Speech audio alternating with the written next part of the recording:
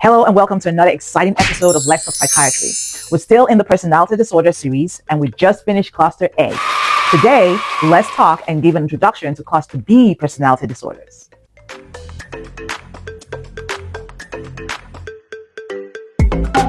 Cluster B personality disorders are a specific group of mental health conditions that's characterized by patterns of behavior that are often described as dramatic, emotional, or erratic. Is that so? Cluster B is generally the most well-known due to the intense interpersonal styles that's associated with it.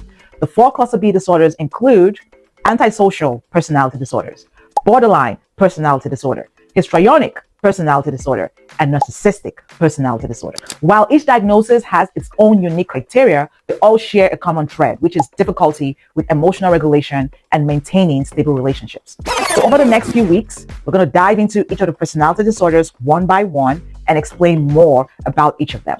To better understand the flavor of cluster B, it helps to look at the underlying themes that connect these four conditions. Number one is emotional dysregulation. So people often experience big emotions that can shift very rapidly.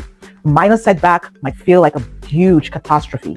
Number two is interpersonal conflict. So because these disorders involve how a person relates to others, relationships are often characterized by high drama, frequent arguments, or cycles of idealization and devaluation. And number three is impulsivity. So many cluster B behaviors involve acting on immediate feelings without fully considering long-term consequences. And number four, distorted self-view. So whether it's an inflated sense of importance or a fragmented shifting of identity, the sense of self is often unstable. Why do these disorders develop?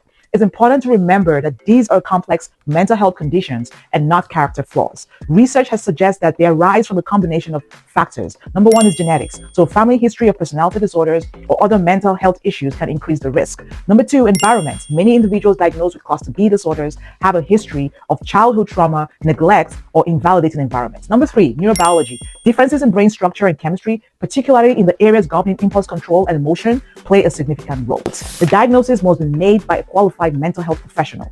Many people exhibit traits of these disorders during times of stress, but a clinical diagnosis requires a persistent, long-term pattern that causes significant distress or impairment. So it doesn't mean you have the diagnosis, you might just have the traits. So during our next episode, we're going to start with antisocial personality disorder. You have to follow me to know more about that. Take care. Bye-bye.